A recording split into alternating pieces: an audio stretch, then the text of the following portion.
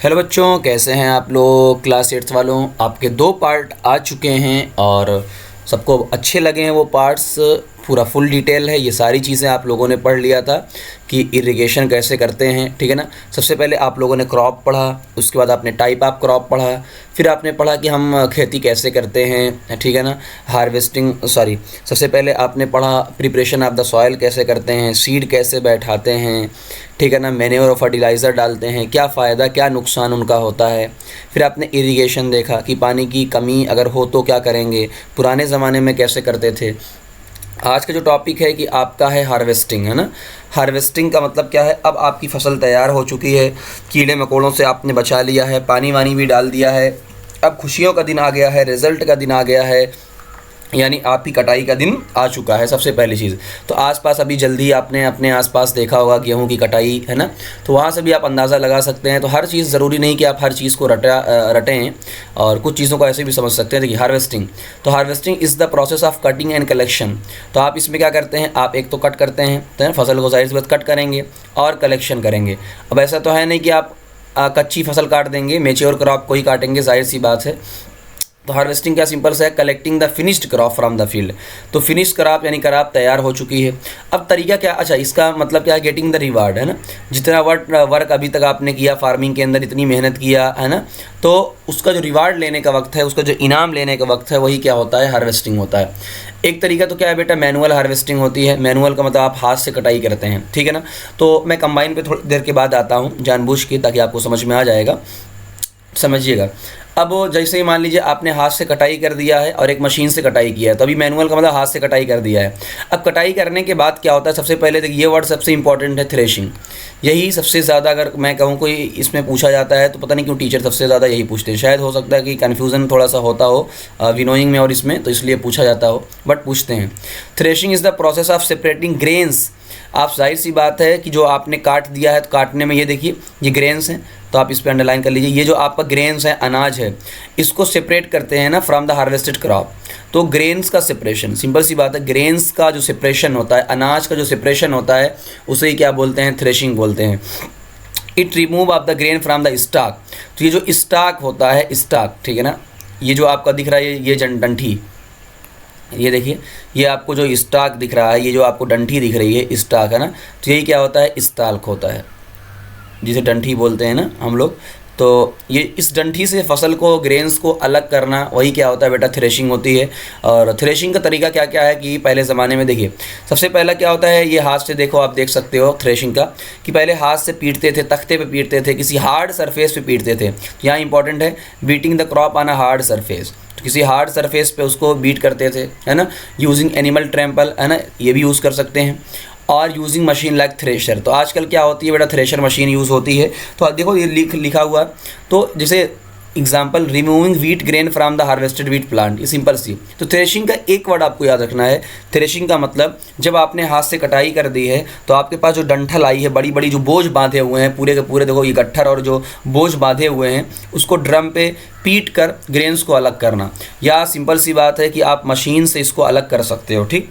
अच्छा, दोनों को आप समझिएगा। नॉर्मली जब आपने हाथ से इसको पीटा होगा, तो जब पीटने में जो उसके ऊपर फोकला होता है ना, जिसे चाफ बोलते हैं, फोकला जो मैं नॉर्मल बोलता हूँ, उसके ऊपर जो कवर होता है, जो भूसी या का फोकला होता है, वो भी रह जाता है। तो उसको भी अलग करना है, तो उसे क्या बोलते हैं, विनोइंग। देखो, winnowing is the process of separating the grain from the chaff. अब ग्रेन को अलग किया गया है किससे, चाप से। अभी तक तो स्टॉक से अलग किया है, तो अब चाप से अलग किया जा रहा है। बाद जो फोकला है उससे अलग किया जा रहा है। ये आपको चाफ दिख रहा है, ये जो आपको बाली है उसमें जो फोकला होता है ऊपर, वो सिंपल सी बात। Done by dropping the grain from a height. Simple सी बात है, विन का मतलब विनोइंग, है ना, यानी विन का मतलब विनोइंग। देखो लिखे ना, विन विनोइंग, तो विनोइंग है, तो विनोइंग में विंड का यूज़ किया जाएगा। किसका यूज़ किया जाएगा, विंड का यूज़ किया जाएगा। तो देखो आपको आंटी दिख रही हैं, तो आंटी दिख रही हैं, तो ये ऊपर से एक हाइट है ना, हाइट, तो एक हाइट से वो ऐसे गिरा रही हैं। अब ये सीड है। अब सिंपल सी बात है बेटा, जो ग्रेन होता है वो हैवी होता है। एक सिंपल सी बात है, ये तो कॉमन सेंस की बात है कि जो ग्रेन होगा वो हैवी होगा। तो जो ग्रेन होता है वो हैवी होता है, तो ग्रेन जो हैवी होता है वो जाहिर सी बात है वो कहाँ चला जाएगा, नीचे चला जाएगा। और हवा इतनी ज़्यादा हवा तो है नहीं, और हल्की सी जो हवा होगी, कई बार हवा में करते हैं, कई बार इसे यहाँ पर फ़ैन लगा लेते हैं, है ना, इस तरीके से। तो जो हस्क होगा वो लाइटर होगा, हल्का है तो मैं यहाँ लिख देता हूँ हस्क हल्का है, हा से हल हस्क, हा से हल्का। तो जो हल्का है हस्क है, हल्का सा है, वो दूर चला जाता है। तो यहाँ पे देख लो अक्सर करके ऐसे सरसों का ओसाया जाता है, सरसों का किया जाता है। तो एयर की डायरेक्शन में क्या होता है, एयर की डायरेक्शन में इस तरीके खड़े हो जाएंगे और जैसे ही आप नीचे की तरफ गिराएंगे, देखो आंटी नीचे की तरफ गिरा रही हैं, तो जो ग्रेन्स होता है नीचे की तरफ चला जाता है, जो फोगला होता है हल्का होता है वो दूर चला जाता है, तो इससे सेपरेट हो जाता है। अब एक अंदाज़ा लगाइए, अब मैं धीरे धीरे दोनों पे आता हूँ, है ना, कि जब आपने थ्रेशर मशीन यूज़ किया, ये तो मशीन लिखा ना, जब आपने थ्रेशिंग मशीन यूज़ किया है तो थ्रेशिंग मशीन में क्या होता है बेटा कि अनाज एकदम साफ़ निकलता है। आसपास किसी मशीन पे देखना, थ्रेशर मशीन जो होती है, अनाज एकदम साफ़ निकलता है। तो अगर अनाज एकदम साफ़ निकलेगा तो क्या आपको विनोइंग की ज़रूरत पड़ेगी? नहीं पड़ेगी, क्योंकि है ना विनोइंग की ज़रूरत नहीं पड़ेगी। तो no need of the winnowing, no need of the winnowing. तो आपको एक चीज़ मिल गई है आपको, कि अगर एक बहुत इंपॉर्टेंट कॉन्सेप्ट मिल गया है कि देखिए ग्रेन को हमें अलग करना है। सिंपल सी बात है, यहाँ पे लिख सकते हैं कि हमें ग्रेन को अलग करना है। ठीक है सर, ग्रेन को अलग करना है। तो अगर ग्रेन को अलग करना है किससे, सबसे पहले हमने कहा ग्रेन को हमें अलग करना है स्टाल्क से, यानी डंठी से अलग करना है। तो अगर इस स्टाक से अलग करना है तो आप लेकर आएंगे थ्रेशर मशीन। क्या लेकर आएंगे? थ्रेशिंग करवाएंगे। बस समझ में आई? थ्रेशिंग करवाएंगे। ठीक, ओके, थ्रेशिंग करवा लिया।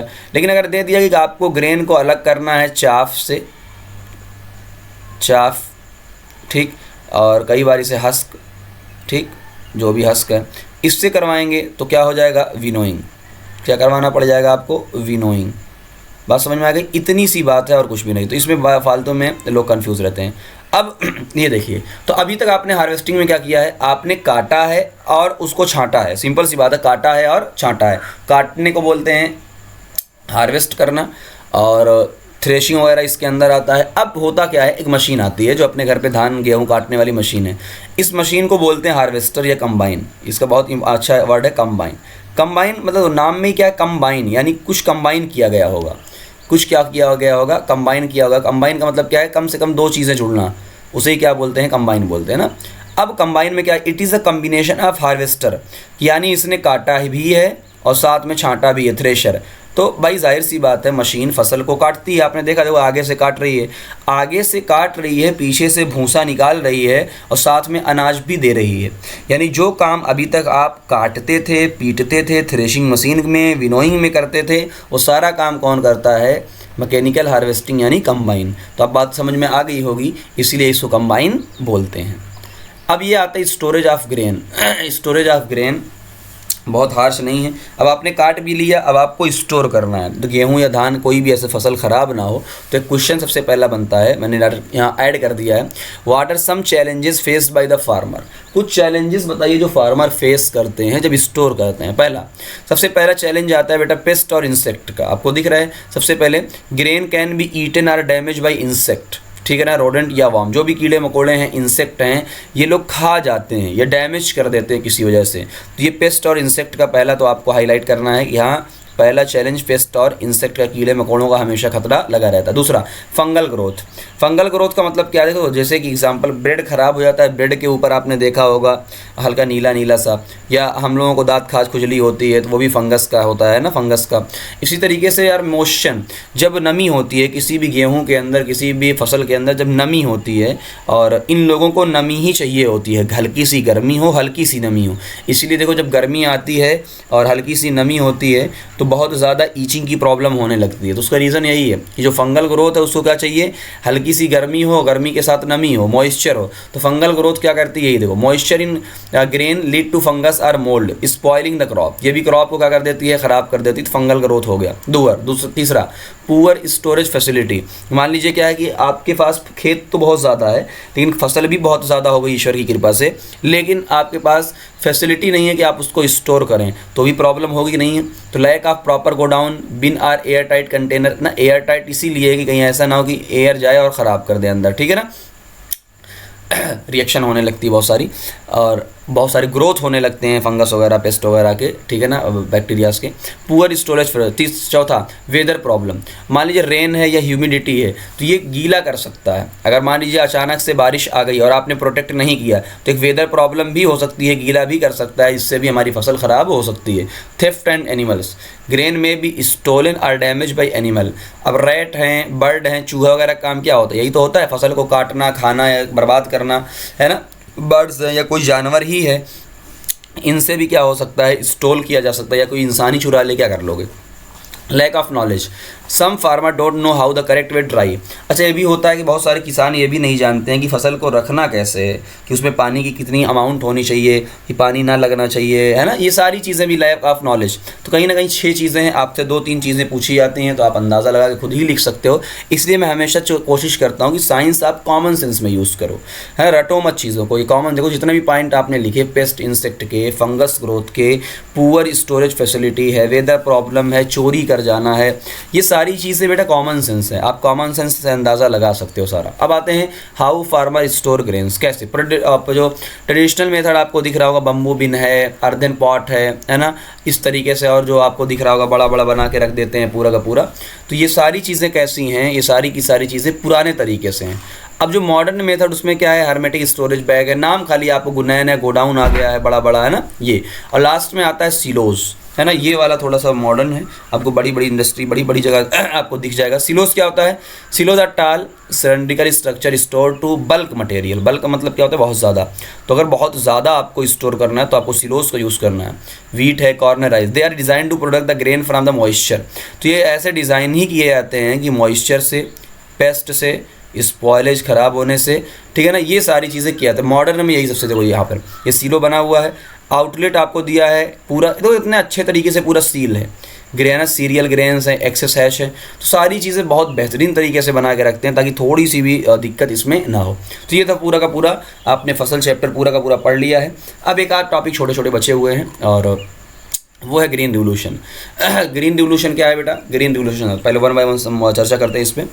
ग्रीन रिवोल्यूशन का मतलब क्या है, देखो, इंप्रूवमेंट इन फूड प्रोडक्शन। अगर कोई पूछे भाई ग्रीन रिवोल्यूशन क्या है, ग्रीन का मतलब हरा हरा, हरा हरा मतलब सब्जियां, पत्ते, यही सारी चीज़ें, इनके अंदर रिवोल्यूशन आया है। रिवोल्यूशन कैसे आया है कि आप इम्प्रूव करिए, इम्प्रूवमेंट, देखो, improvement in production of food grain and other, जितने भी एग्रीकल्चरल प्रोड्यूस हैं इनके इम्प्रूवमेंट करिए, फूड प्रोडक्शन को बढ़ाइए। बढ़ाने को ही क्या बोलते हैं, ग्रीन रिवोल्यूशन बोलते हैं। इस पर पीरियड पूछा जाता है, तो पीरियड आपको इंपॉर्टेंट याद रखना, 1960 से 1980 के बीच का मामला है। कहीं 1970 आ जाए तो भी ऑप्शन गलत नहीं होगा, क्योंकि 60 से 80 की बात हो रही, 70 उसके बीच में आता है। Started by Swaminathan ji, doctor MS Swaminathan ji, है ना, रिस्पेक्टेड, है ना, एक सिंपल सी बात। सबसे पहला, हाउ इट वाज अचीव, कैसे अचीव किया गया है, कैसे कैसे क्या तरीका निकाला गया है। सबसे पहला देखिए, बेटर सीड्स, ये आपको जो साइड में एकदम दिख रहा है 3 पॉइंट, वही सारे इंपॉर्टेंट हैं। पहला आपने लिया है भाई, बेटर सीड लिया है। सबसे पहला high yielding variety, important, high yielding variety, high का मतलब ज़्यादा, ईल्डिंग मतलब पैदावार, ऐसी वेराइटी लिया है जो ज़्यादा पैदावार करती है। जैसे नहीं कहते 90 दिनवा, कि खेत में पहले भाई गेहूँ वगैरह 5 महीना 6 महीने में होता था, अब आ गया है 90 दिनवा। धान ऐसे ही, चावल, तो बहुत सारे टेक्निक्स यूज़ किए गए हैं कि जिससे कम समय में होता है, वेराइटी में बहुत ज़्यादा होता है ना। जैसे आपने कभी सुना होगा नाम हाइब्रिडवा, है ना, नाम सुना हाइब्रिडवा, यानी वो हाइब्रिड वाला बहुत ज़्यादा देता है नॉर्मल वाले से। दूसरा, मॉडर्न फार्मिंग टूल, इसका मतलब क्या है कि आपने जो नए नए ट्रैक्टर का यूज़ किया, हार्वेस्टर का यूज़ किया, इरिगेशन पंप का यूज़ किया, जिससे क्या होता है, टाइम को सेव किया जाता है, प्रोडक्टिविटी को बूस्ट किया जाता है। ये सारी चीज़ें किसके अंदर आती हैं, ग्रीन रिवोल्यूशन ना।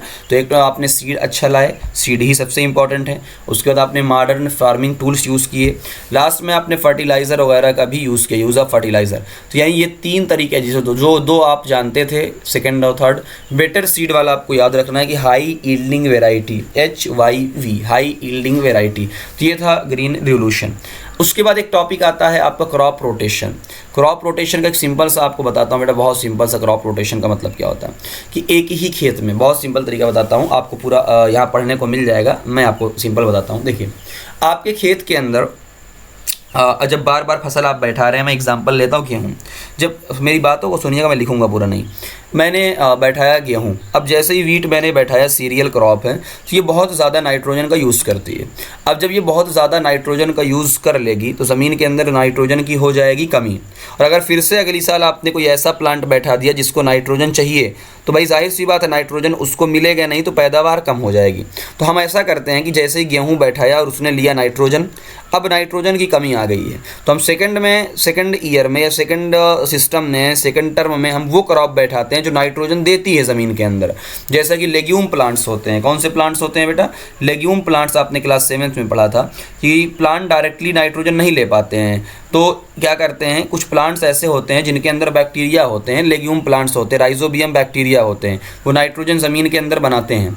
तो नाइट्रोजन मिल जाएगी, यानी पहले आपने वीट को बैठाया, उसके बाद आपने लेग्यूम यानी पी को बैठा दिया, तो वीट ने नाइट्रोजन को लिया, नाइट्रोजन की कमी आई, लेकिन सेकंड में आपने बैठा दिया पी, तो क्या हो गई, नाइट्रोजन की कमी पूरी हो गई। इसे ही बोलते हैं क्रॉप रोटेशन। अब अगली बार जो भी बैठाओगे उसके लिए नाइट्रोजन वगैरह भरपूर मात्रा में होगी, तो उसकी बहुत अच्छी पैदावार होगी। तो इसे ही बोलते हैं कि एक ही different crop are grown in the same field ना। तो ये एक सिंपल फार्मिंग मेथड है। तो डिफरेंट क्रॉप, अलग अलग क्रॉप आप एक ही फील्ड के अंदर बैठाते हो बार बार, इसका मतलब ना कि एक बार ये, एक बार ये, एक बार ये। तो इसका बेनिफिट क्या है, सॉइल फर्टिलिटी को ये इंप्रूव करता है, जाहिर सी बात है भाई, न्यूट्रिएंट्स ऐड करता है। Reduce paste and disease, paste and disease को भी क्या करता है, कम करता है, बार बार वही फसल बैठाओगे तो दिक्कत। सॉइल इरोजन को भी प्रिवेंट करता है। अच्छा, रीज़न क्या है, बहुत सारी चीज़ें इसमें बेटा। जब आप क्रॉप रोटेशन का यूज़ करोगे तो आपको फर्टिलाइज़र वगैरह का यूज़ नहीं करना पड़ेगा, तो जो नुकसान फर्टिलाइज़र से होता था वो नुकसान नहीं होगा यहाँ पर। बेटर क्रॉप ईल्ड, जाहिर सी बात है, क्रॉप ईल्ड बढ़ेगी, नाइट्रोजन मिल गया है इसको, बात समझ में आ गई। ओके, तो आपको ये पूरा दिख गया होगा। एक टॉपिक और छूट रहा है, वो टॉपिक आपका है फूड फ्रॉम द एनिमल्स। तो मुझे नहीं लगता उसको पढ़ाने की ज़रूरत है, क्यों, देखिए food from the animal, animal से क्या मिलेगा आपको, मीट मिलेगा, एनिमल से अंडा मिलेगा, मछली मिलेगी, शहद मिलेगी। ये सारी चीज़ें क्या होता है, इन सारी चीज़ों के अंदर प्रोटीन बहुत ज़्यादा होता है।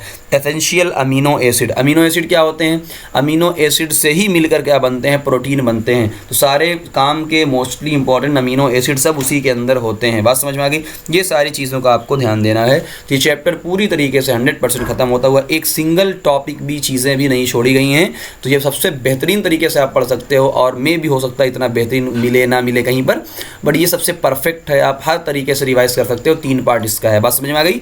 अब आपको एक चीज़ का ध्यान देना है, वो चीज़ क्या है बेटा, कि अगर किसी को, जैसे ये तो हो गया, अब मैंने बहुत सारे क्वेश्चंस बनाए हैं, और जैसे मैं आपको दिखाता हूँ साथ में, इस चैप्टर के नहीं हुए हैं लेकिन कोल वगैरह के हो चुके हैं। देखिए यहाँ पे मैंने एनसीईआरटी एग्जाम्पलर को ऐड किया है, एनसीईआरटी के क्वेश्चन ऐड किए हैं, और जो प्राइवेट बुक के very short question, long answer type question, hots question, ये सारे मैंने ऐड किए हैं। तो अगर आपको क्रॉप के भी क्वेश्चन चाहिए, क्रॉप के भी बनाए नहीं, अगर क्रॉप के क्वेश्चन चाहिए तो आप कमेंट करिएगा। अगर आप कमेंट आपके ज़्यादा होंगे, लाइक ज़्यादा होंगे और शेयर करिएगा, तो मैं फ़ौरन आपको प्रोवाइड करूंगा क्वेश्चन आंसर के साथ भी सिंपल लैंग्वेज में। ओके, चलिए मिलते हैं नए वीडियो में। Thank you very much.